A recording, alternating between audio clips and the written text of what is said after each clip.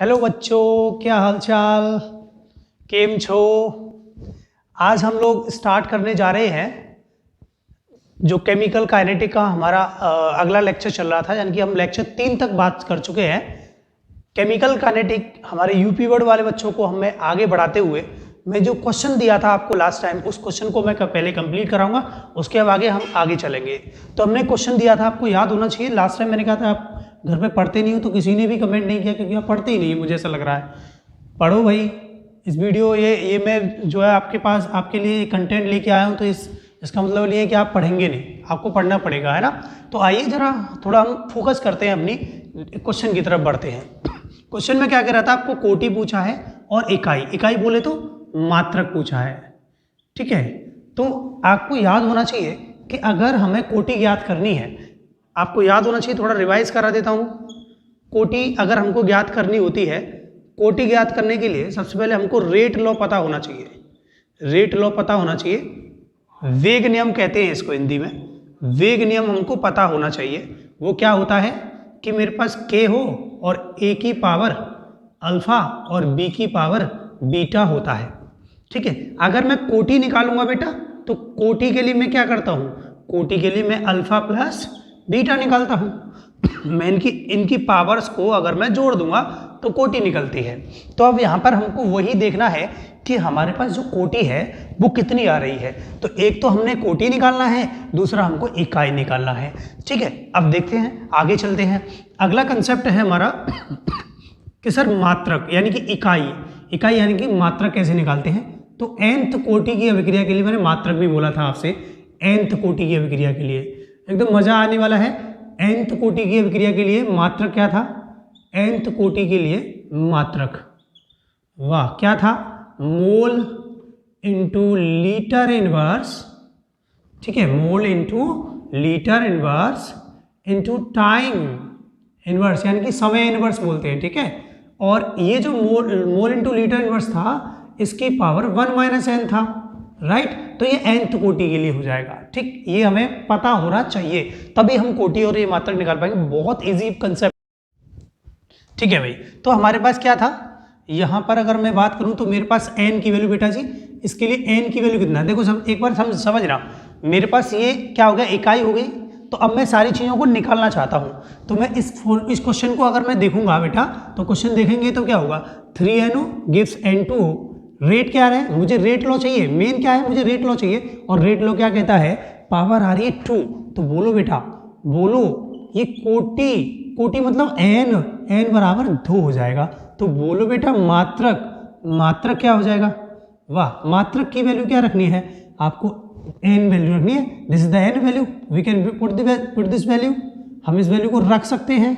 रख दो ना, तो रख दो ना, सोचते क्या हो, रख दो, ठीक है। रख देंगे तो ये हो जाएगा टाइम इनवर्स, ठीक है। अब क्या करना है, इसको सॉल्व करना है। सॉल्व करने में ये तो बहुत ज़्यादा खतरनाक है ना, खतरनाक तो नहीं है, बहुत आसान है। देखो, मोल इंटू लीटर इनवर्स की पावर 1 माइनस n मतलब -1, दैट इज टाइम इनवर्स। अब इस माइनस का अंदर मल्टीप्लाई कर दो, ओए होए, मोल मल्टीप्लाई कर दिया, इंटू लीटर आ गया, इंटू टाइम इनवर्स, ठीक है। अब आप क्या कर देंगे, इसको आगे पीछे कर दीजिए, थोड़ा अच्छी तरह से लिख दीजिए, प्लस वाले को आगे लिख लीजिए और माइनस वाले को लिख दीजिए पीछे। तो दिस इज द मात्रक ऑफ दैट क्वेश्चन। अगर किसी की कोटि 2 हुई तो मात्रक तो यही आएगा, अगर किसी की कोटि 2 हुई तो मात्रक तो पक्का यही आएगा, कोई नहीं रोक सकता, कोई भी नहीं रोक सकता, ठीक है। अगर कोटि 2 हुई तो मात्रक क्या आएगा, एकदम मजेदार आएगा, ठीक है। अब पहला क्वेश्चन हुआ, अब दूसरा क्वेश्चन आप ऐसे कर सकते हैं, ऐसे, बिकॉज यू नो दैट कोटि कितना है, आप कोटि बताओ बेटा, कोटि बराबर n बराबर 3/2। अब बोलो, जब कोटि इतनी है तो मात्रक नहीं निकलेगा, we can put the value n, ठीक है। तो यहां से मात्रक, ओए होए, मात्रक निकालो भाई, मोल इंटू लीटर इनवर्स की पावर कितना, 1 माइनस के 3/2 into time inverse, we can put and we can find out the value. अब देखना, देखना बेटू देखना, 1 माइनस, देखना एक में से 3/2 माइनस करो तो ये हो जाएगा 2 माइनस 3/2, 2 माइनस 3/2, ये कितना आ जाएगा -1/2। तो हम क्या कर सकते हैं, यहाँ पर इसे घटाने के बाद -1/2 रख सकते हैं और यहाँ पर आ जाएगा टाइम इनवर्स।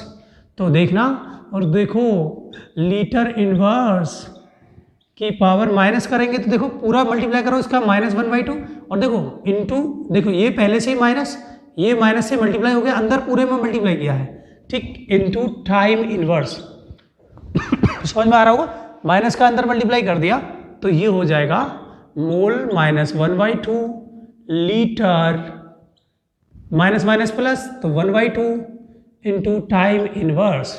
अरे -1 का मल्टीप्लाई -1/2 से करेंगे तो 1/2 हो जाएगा, वो भी प्लस का माइनस माइनस प्लस। तो we have the value of मात्रक, कोटि, कोटि का मात्रक मिल गया, कोटि मिल गया, कोटि का मात्रक मिल गया, ठीक है। और क्या चाहिए बोलो, ये भी हो गया ना, ये भी हो गया, इतना ही आया होगा, आपने क्वेश्चन सॉल्व किया होगा। तो अब अगला क्वेश्चन सॉल्व कर लो, क्या है, कोटि निकालना है बिट्टू, कोटि, देखो पावर 1 है, इसकी भी 1 है, तो कोटि बोलो, कोटि बोलो, n बोलो 2, तो मात्रक बोलो ना, मात्रक ये रहा, देखो कोटि अगर 2 आएगी तो मात्रक ही आएगा, कोई नहीं रोक सकता हमको ये लिखने से, है ना।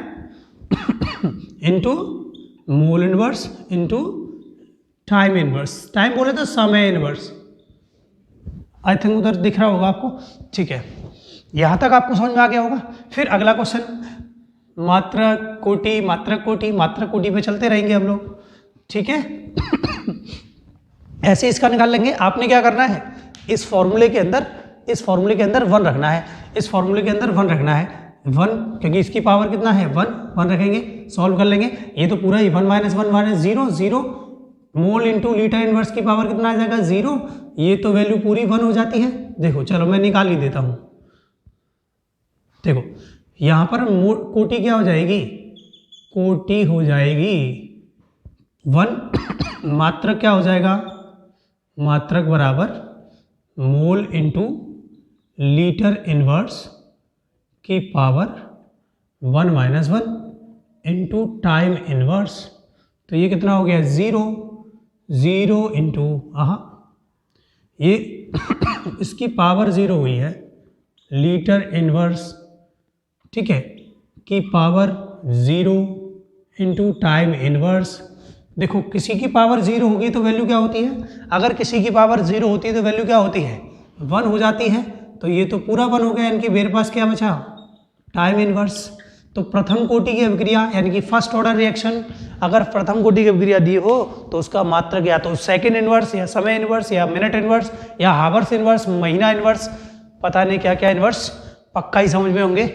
बोलिए, आप चाहें तो स्क्रीनशॉट लेते, ये आपकी एनसीईआरटी का फर्स्ट क्वेश्चन था, गजब तरीके से आपको समझ में आया होगा, लिख देना गजब, ठीक है, कमेंट में लिख देना गजब, और फिर इसको सॉल्व कर लीजिएगा खुद से भी फिर एक बार, पक्का ऐसे क्वेश्चन आते हैं पेपर में, पक्का 100% पेपर में आते हैं। देखो क्या पूछा गया है, एक बार यूपी बोर्ड के पेपर में क्या पूछा गया है, देखो मस्त वाला क्वेश्चन लिखता हूँ आपके सामने, एक बार आपके पेपर में क्या पूछा गया है वो देखते हैं। पहले इसको मिटा दें, हम फिर आपके पेपर के बारे में बात करते हैं। आपके पेपर में आया था क्वेश्चन, इतना गजब का आया था, उसने तो कमाल ही कर दिया था। देखो क्या आया था, वो कहता है कि अगर मेरे पास ए से, मतलब कोई रिएक्शन है ए प्लस बी, सपोज ए प्लस बी रिएक्शन है, इसे प्रोडक्ट बना रहा है, ये क्वेश्चन आ चुका है, ये क्वेश्चन शायद 2018 या 2019 में आया है, पक्का ऐसे क्वेश्चन आते हैं बेटा, ऐसे क्वेश्चन आते हैं। वो आपसे बोल रहा है कि इसका रेट लॉ जो है, इसका रेट लॉ यानी कि वेग नियम बराबर क्या है, ए की पावर 1/2 बी की पावर 3/2, ठीक है, ए की पावर 1/2 और बी की पावर 3/2। तो बोलो इसकी कोटि क्या है, कोटि, तो बोलेगा 1/2 प्लस के 3/2, then we get 4/2, we get 2। This is the answer, this is the answer. क्या बात है, कोटि आ गई, कोटि। तो मात्रक भी बता दो सर, मात्रक बोले तो इकाई मतलब मॉल इंटू लीटर इनवर्स की power 1 minus n and time inverse, समय इनवर्स, मोल गुणा लीटर इनवर्स, ठीक है। वैल्यू पुट करिए तो क्या आ जाएगा, अभी निकाल के बताया था, दोबारा नहीं बताऊंगा, मुझसे ही करवाओगे क्या, mole into litre into time inverse. तो this is the answer, this is the answer. मात्रक आ गया, दोनों काम आ गए। देखो 2 नंबर का क्वेश्चन हो गया, कतई जहर, मजा आ गया भाई, मजा, ठीक है। इस बार भी गजब लिखना, ठीक है। लाइक कर दीजिए, लाइक करिए, शेयर करिए, ज्यादा से ज्यादा मेरे सेशन को ज्यादा से ज्यादा शेयर करिए, लाइक करिए, आपकी सपोर्ट की मुझे जरूरत है। क्यों? क्योंकि मैं आपके लिए कुछ करके दे रहा हूं, तो आप भी मेरे लिए कुछ करिए और मुझे ज़्यादा से ज़्यादा एनकरेज करिए, ताकि जितने ज़्यादा मुझे लाइक और व्यूज़ और सब्सक्राइब मिलेंगे, मैं उतना ही ज़्यादा एनकरेज हूँगा, आपके साथ बहुत अच्छा कंटेंट लेकर आऊँगा। यूपी बोर्ड को तो एकदम एकदम ब्लास्ट ही कर देंगे, कुछ भी आता है, एक भी क्वेश्चन नहीं छोड़ने वाले, ठीक है। देखिए अब आगे चलते हैं। अब आती है, सर ये कोटि कर रहे हैं, तो कोटि क्या है, अभिक्रिया की कोटि क्या है, अभिक्रिया की कोटि क्या है, ठीक है। अभिक्रिया की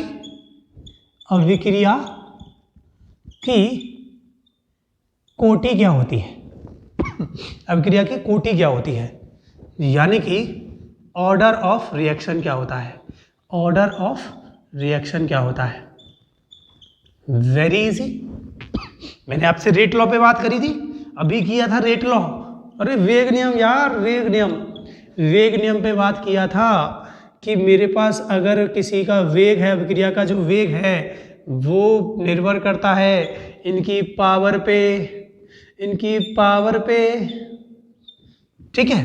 तो कोटि क्या होगी, जब अभिक्रिया का वेग, क्या कहा मैंने, जब अभिक्रिया का वेग,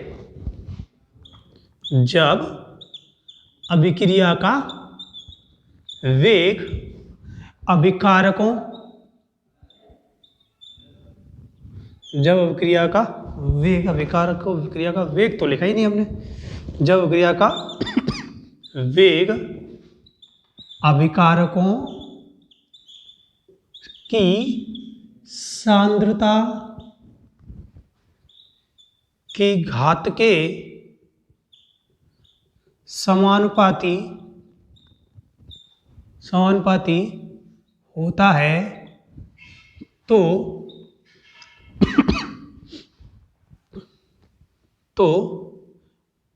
अभिकारकों की सांद्रता की कुल घात को, तो अभिकारकों की सांद्रता की कुल घात को अभिक्रिया का वेग कहते हैं। अभिक्रिया की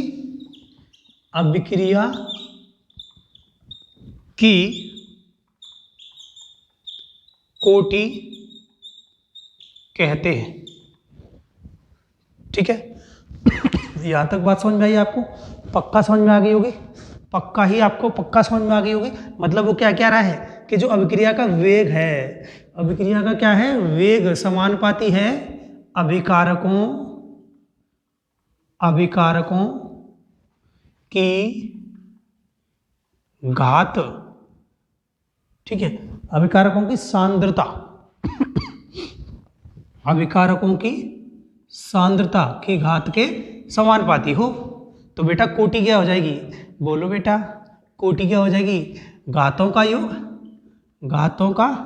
योग, powers, addition of powers, total powers, okay, powers, शक्तिमान, ठीक है। तो यहां तक आपको समझ में आया होगा, पक्का ही आपको समझ में आया होगा ये वाला पोर्शन।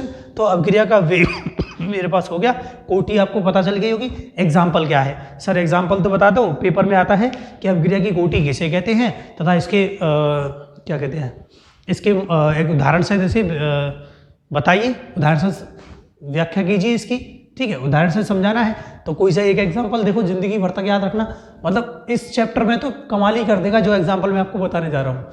मतलब एग्जाम्पल में हम चाहें तो ये कह सकते हैं, एस्टर का जल अपघटन, किसका, एस्टर का जल अपघटन, हाइड्रोलाइसिस ऑफ एस्टर का जल अपघटन, हाइड्रोलाइसिस ऑफ शायद ऊपर लग गया है, ऐसा इशारा आ रहा है मेरी तरफ, ठीक है। एस्टर का जल अपघटन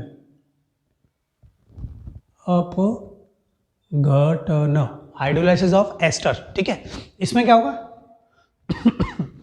मेरे पास कोई भी एस्टर ले लिया, उस एस्टर को ना आप एक्सेस ऑफ वाटर, आधिक्य में, पानी ज़्यादा सा ले ले, बहुत ज़्यादा, ठीक है, पानी आधिक्य में ले ले, तब उसको आप उसको हाइड्रोलाइसिस करें, उसका जल अपघटन करें, तोड़ेंगे तो तोड़ो ना, तोड़ो, H और OH, ये माइनस, ये प्लस, ये माइनस, ये प्लस, देखो ये माइनस, ये वाटर को मैंने ऐसे लिखा है, वाटर को ऐसे लिख सकते हैं ये देखो प्लस, ये माइनस, अट्रैक्शन होगा भाई, आकर्षण होगा, तो क्या हो जाएगा, ये तो बन जाएगा CH3COOH, और देखो प्लस माइनस अट्रैक्शन हो गया तो C2H5OH।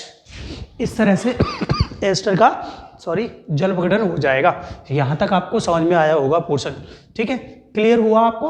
तो ये कोटि, अब आपसे पूछा जाएगा बेटा इसकी कोटि तो बता दो, तो अभिक्रिया का जो वेग होता है ना बेटा, इसके लिए अभिक्रिया का वेग, पहले ये पता होना चाहिए अभिक्रिया का वेग क्या कर रहा है, याद रखना है पक्का, पेपर में आएगा ये छोड़ता नहीं है पेपर में आए बिना, ठीक है। तो अभिक्रिया का वेग क्या होगा, एस्टर का जल अपघटन, जो हमने एस्टर लिया है ना बेटू, ये जो एस्टर लिया है ना, इसकी पावर कितनी होगी 1, और H2 की पावर 0। सर क्यों सर H2 की पावर 0 क्यों होगी, बिकॉज सुनो, जो हमारे पास हमने जो वाटर लिया है ना, वो वाटर क्या ज़्यादा मात्रा में लिया है। मैंने कहा कि भाई मतलब सपोज ड्राम में है, मतलब एक जग ले लूँ मैं, एक जग के अंदर मैं पानी ले लूँ, ठीक है, एक जग पानी, और उसके अंदर एस्टर डाले थोड़ा सा, तब भी वही कंपाउंड बनेगा। अगर मैं एक ड्राम में बनाऊंगा तब भी बनेगा, मेरे पास यही कंपाउंड बनेगा। मतलब पानी की जो कॉन्सेंट्रेशन है, पानी की जो सांद्रता है, उस पर अभिक्रिया का वेग डिपेंड नहीं कर रहा है। दोबारा, मैंने जग लिया और जग के अंदर एस्टर डाला और थोड़ा सा एसिड मिलाया, तो मिलाने के बाद मुझको एस्टर मिला, वो एसिडिक एसिड मिला, मतलब एसिड मिला। लेकिन अगर मैं उसी एस्टर को जितना मैंने लिया है उसको अगर मैं ड्राम के अंदर डालूं, ज़्यादा मात्रा में ले लूँ पानी, तो क्या होगा, तब भी वही कंपाउंड बनना है। मतलब पानी की सांद्रता पर अभिक्रिया का वेग डिपेंड नहीं करता, इसलिए मैंने 0 लिखा है। तो कोटि बोलो, कोटि बराबर 1 + 0 दैट इज 1 1 1 1 1 1 1, देखो बोलो, समझ भाई तो मात्रक भी बोल सकते हैं, यहाँ से मात्रक अभिक्रिया की फर्स्ट ऑर्डर रिएक्शन, देखो याद करो पीछे वाली रिएक्शन, मात्रक क्या हो जाएगा, मात्रक तो ये हो जाएगा मोल इंटू लीटर इनवर्स की पावर 1 - n टाइम इनवर्स, मतलब 1 - n 1 - 1 0 कट, ये तो पूरा 1, इसका 1 होगा time into, this is time inverse. तो टाइम अगर सेकंड में होगा तो सेकंड इनवर्स, मिनट होगा तो मिनट इनवर्स, घंटा होगा तो घंटा इनवर्स, ठीक है। यानी कि आपको पक्का ही याद रखना है। बोलो समझ में आया कि नहीं, आ गया होगा, मुझे पता है आप समझदार हैं, आप समझ जाते हैं चीज़ों को, ठीक। आगे चलते हैं अभिक्रिया की कोटि के प्रकार पर। अभिक्रिया की कोटि के प्रकार आपके सिलेबस में अभिक्रिया की जो कोटि है वो 2, हालांकि 1 और 0 और 1 है। आपके सिलेबस में अभिक्रिया की जो कोटि है वो क्या है, एक तो 0 है, एक 1 है, यानी कि शून्य कोटि की अभिक्रिया है, और क्या है प्रथम कोटि की अभिक्रिया है। इन दोनों के वेग स्थिरांक के डेरिवेशंस है, वो हम आपको सिखाएंगे, पक्का सिखाएंगे, ओके। और क्या सिखाएंगे और पता नहीं क्या क्या सिखाएंगे। फिर उसके बाद फर्स्ट ऑर्डर के सिर्फ डेफिनेशन है, कभी कभी क्वेश्चन आया हुआ है, बहुत कम रेयर केसेस है, फिर भी हम याद रखेंगे। उसका एक एग्जाम्पल है, उस क्वेश्चन को एग्जाम्पल के रूप में दे देता है और कुछ नहीं है, एग्जाम्पल दे देता है उसको क्वेश्चन के रूप में, ठीक है। तो देखें आइए, मैंने कहा टाइप्स की बात कर रहे हैं, किसके टाइप्स की, अभिक्रिया के कोटि के प्रकार की। होती तो बहुत सारी, मैंने कहा ना nth कोटि तक होती है, बट हम सिलेबस में अब सिर्फ बात करेंगे। एक तो बेटा जी 0 ऑर्डर रिएक्शन, ओहो 0 ऑर्डर रिएक्शन मतलब शून्य कोटि की अभिक्रिया, शून्य कोटि की अभिक्रिया, ओके। दूसरा प्रथम कोटि की अभिक्रिया, प्रथम कोटि की अभिक्रिया। दूसरा केवल यहां तक है, यहां तक आपके सिलेबस में डेरिवेशन सहित है, ये सिर्फ डेफिनेशन दे सकते हैं द्वितीय कोटि की अभिक्रिया। ठीक है, सेकंड ऑर्डर रिएक्शन बोलो रे। First order reaction, this is first order reaction, this is first order reaction, this is second order reaction, second order reaction. ओए होए, सेकंड ऑर्डर रिएक्शन, ये zero order reaction, zero order reaction. ठीक है, इतना आपको समझ में आया होगा, पक्का ही समझ में आ रहा होगा। अब बात करते हैं सर शून्य कोटि की अभिक्रिया क्या होती है? सर प्लीज बताएं प्रथम कोटि की अभिक्रिया क्या होती है? सर ये भी बताएं कि द्वितीय कोटि की अभिक्रिया क्या होती है, और इनके एग्जाम्पल भी हमको दीजिए, पक्का एग्जाम्पल भी हमको दीजिए। यहां तक आपको समझ में आया होगा, पक्का एक बार स्क्रीनशॉट लीजिए यहां तक।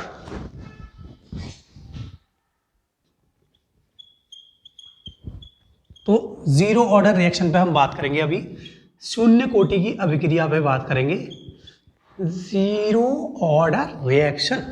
तो जीरो ऑर्डर रिएक्शन क्या होती है? जब अभिक्रिया का वेग अभिकारकों की सांद्रता के शून्य घात के समानुपाती होता है। किसके? देखो, because this is zero, this is zero, that is why we can say, हम कह सकते हैं, क्या कह सकते हैं कि जब अभिक्रिया का वेग अभिकारकों के शून्य घात के समानुपाती होता है, जब अभिक्रिया का वेग अभिकारकों के शून्य घात के समानुपाती होता है तो उसे शून्य कोटि की अभिक्रिया कहते हैं। देखो, जब अभिक्रिया का वेग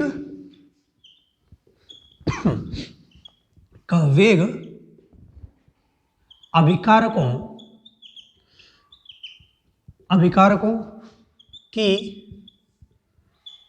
सांद्रता के शून्य घात के समानुपाती होता है, उसे शून्य कोटि की अभिक्रिया कहते हैं। शून्य कोटि की अभिक्रिया कहते हैं। ठीक है, जब अभिक्रिया का वेग अभिकारकों की सांद्रता के शून्य घात के, भाई शून्य ऑर्डर की बात कर रहे हैं, ठीक है, शून्य कोटि की अभिक्रिया की बात कर रहे हैं, तो सिंपल है, मतलब मेरे पास ऐसी कोई अभिक्रिया होती है तो जिसका जो वेग है, वेग नियम क्या हो जाएगा के, और एक ही घात कितनी हो जाए, जीरो। ऐसी कंडीशन में हम उसको जीरो ऑर्डर रिएक्शन बोलेंगे। सिंपल सी बात है। एग्जाम्पल क्या होगा सर कोई एग्जाम्पल बताओ ना सर एग्जाम्पल बताओ ना। एग्जाम्पल आ गए तो शून्य कोटि की अभिक्रिया को उदाहरण से समझाइए। तो कैसे देंगे, उसका सिंपल है, आप प्लेटिनम की सरफेस पे किसी अमोनिया को अपघटित करते हैं, पीटी पृष्ठ पर अमोनिया का अपघटन क्या है, शून्य कोटि की अभिक्रिया है। क्या है रे, NH3 को लेंगे तो ये तो N2 और 3H2 में टूट जाएगा। इसको अपघटन जो होता है ना, अपघटन क्या होगा, ये शून्य कोटि की अभिक्रिया है। तो बेटा अभिक्रिया का जो वेग होगा ना, बेटा बोलो ना, अभिक्रिया का जो वेग है वो क्या है, इस NH3 की जो सांद्रता है वो जीरो के घात के समानुपाती है। तो बोलो कोटि जीरो, बोलो कोटि जीरो। सर मात्रक भी तो बता दो, अगर मात्रक आ गया तो मात्रक क्या है, देखो मोल into litre inverse into time inverse. मजा आया। ठीक है, यहाँ तक आपको समझ में आ गया होगा कि भाई पीटी सरफेस पर अगर अमोनिया का अपघटन कर दिया जाए तो वो कतई कैसी होगी, शून्य कोटि की अभिक्रिया होगी। और देखो अभिक्रिया का वेग ऐसे लिखते हैं। बताओ यहाँ तक आपको समझ में आया होगा, पक्का समझ में आया होगा, बोलो पक्का समझ में आया होगा। ठीक है, आगे चलते हैं। तो ये तो हो गई शून्य कोटि की अभिक्रिया। सिर्फ हमने बात करी केवल अभिक्रिया पे, अभी इसका वेग स्थिरांक निकालना बाकी है। कि अगर सर पेपर में आया कि शून्य कोटि की अभिक्रिया के लिए आप वेग स्थिरांक निकाल के बताइए, पेपर में आ चुका है 2016 में कि शून्य कोटि की अभिक्रिया के लिए वेग स्थिरांक के सूत्र का निगमन कीजिए। तो कैसे करेंगे?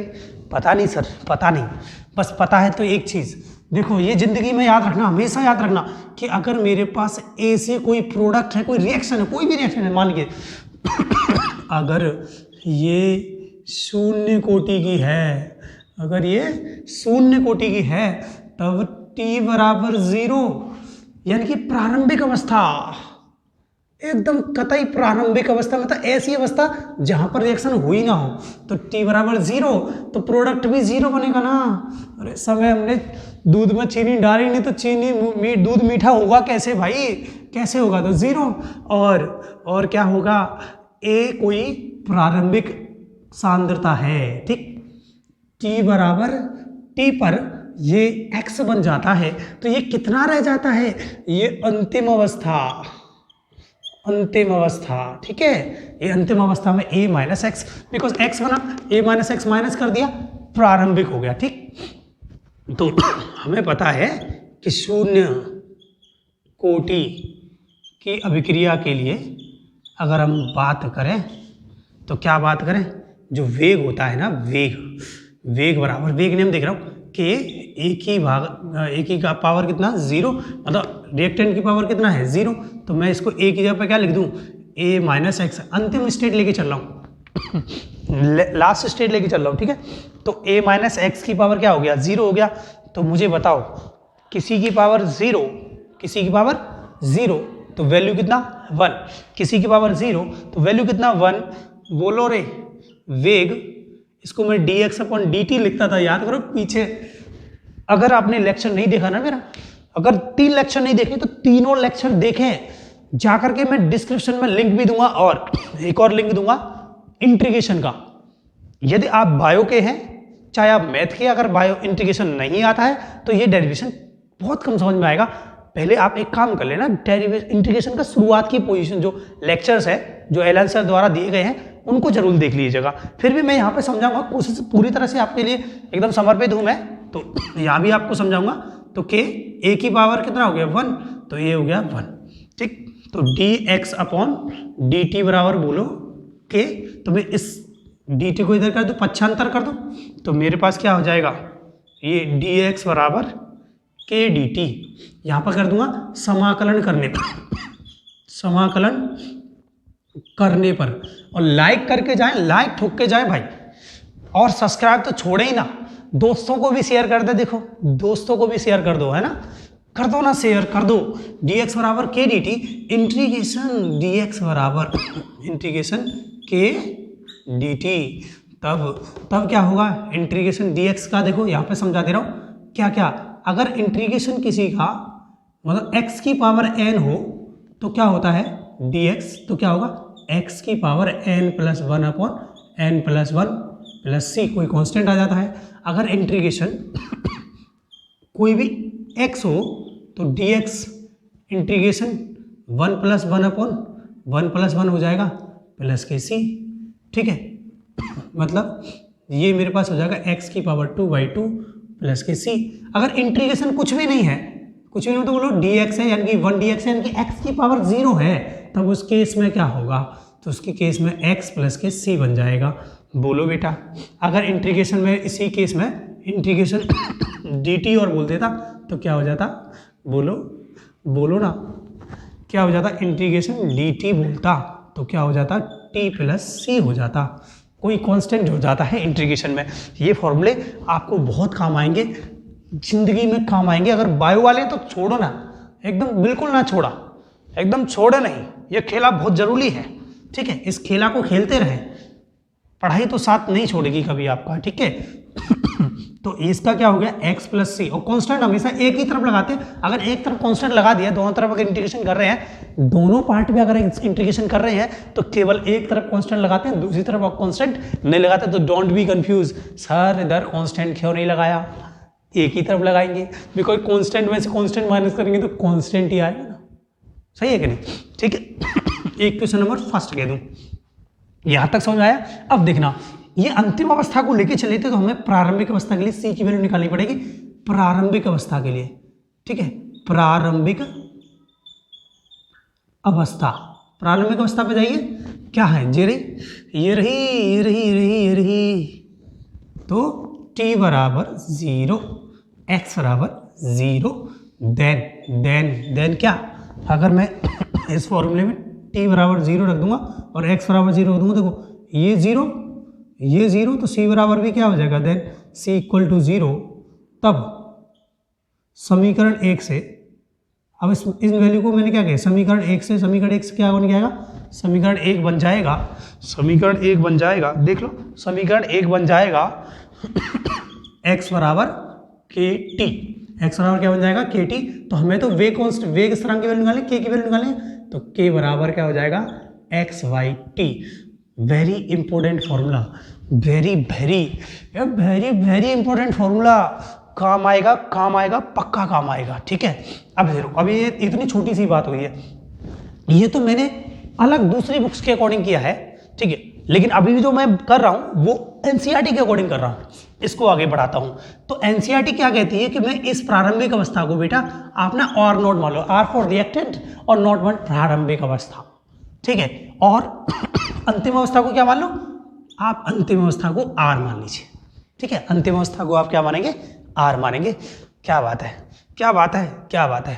तो यहां से देखना, मैं इधर कर रहा हूं इसको, ठीक, इधर इसको सॉल्व कर रहा हूं कुछ अगर a माइनस एक्स बराबर मेरे पास क्या है, r है, तो a की वैल्यू क्या है, r नॉट है। देख लेना बार बार रिपीट करके, मुझे ऐसा लगता है कभी कभी समझ नहीं पाते हो आप लोग, ठीक है, बार बार रिपीट कर लिया करो एक बार थोड़ा सा। देखो मैंने क्या किया, a की वैल्यू r नॉट रख दिया, ना, ये रहा, और ये तो एज इट इज है, मुझे तो x की वैल्यू निकालना, बिकॉज देखो ना यहाँ पर x है, इसीलिए मैंने x की वैल्यू निकालना है।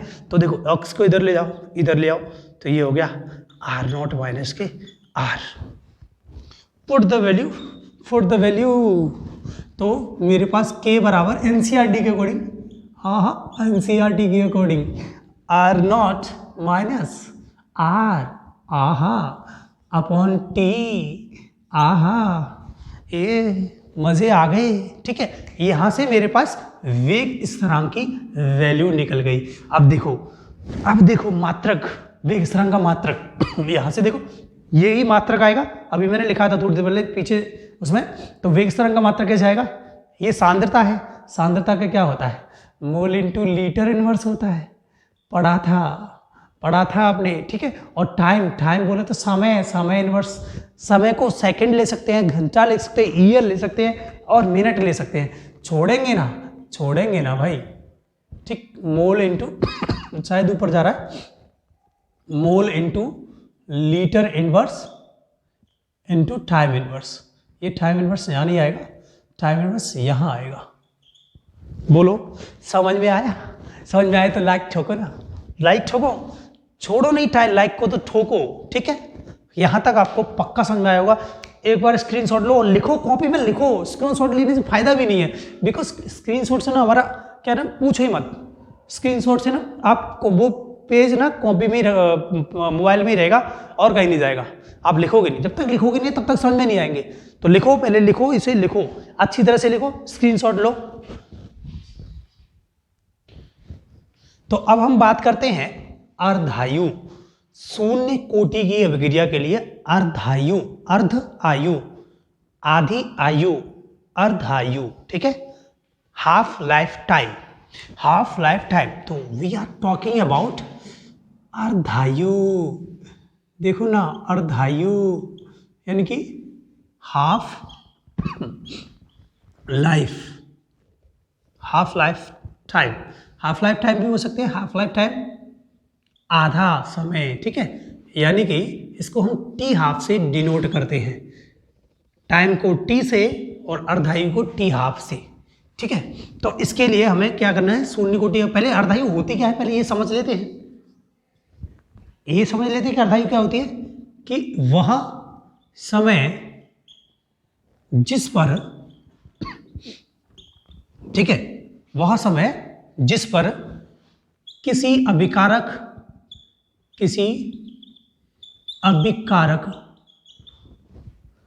का आधा भाग रह जाता है। क्या कहा, वह समय जिस पर किसी अभिक्रिया का, अभिकारक का आधा भाग बोलो तो अभिकारक की सांद्रता का, अभिकारक की प्रारंभिक सांद्रता का, ज्यादा बढ़िया, प्रारंभिक सांद्रता का आधा भाग रह जाता है, प्रारंभिक सांद्रता का आधा भाग रह जाता है, का आधा भाग रह जाता है, उसे क्या कहते हैं? अर्धायु कहते हैं। इसे टी हाफ से डिनोट करते हैं। तो मेरे पास सपोज ए से पी कोई शून्य कोटि की अभिक्रिया है, टी बराबर 0 पर बेटा 0 बनेगा, ये प्रारंभिक सांद्रता ए रही होगी। टी बराबर अगर टी लेते तो ये x बनता, बोलो बेटा x बनता कि नहीं, ये a माइनस एक्स रह जाता।